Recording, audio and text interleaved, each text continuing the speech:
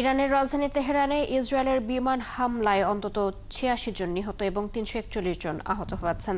এর মধ্যে ইরানের রাজধানী তেহরানে ৭৮ জন নিহত এবং ৩২৯ জন আহত হয়েছেন। এছাড়া দেশটির উত্তর পশ্চিমাঞ্চলীয় তাবরিজ শহরে নিহত হন ৮ জন।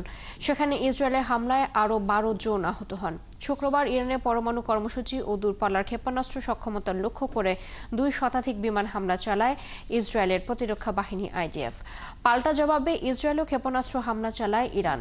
এতে ইসরায়েলে ১ জন নিহত এবং বেশ কয়েকজন আহত হন।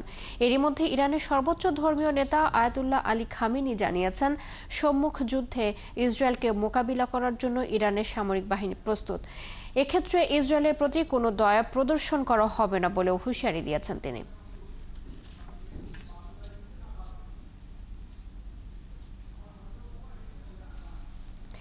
এর আগে ইরানকে পারমাণবিক কর্মসূচি নিয়ে চুক্তিতে আসার আহ্বান জানিয়েছেন মার্কিন প্রেসিডেন্ট ডোনাল্ড ট্রাম্প।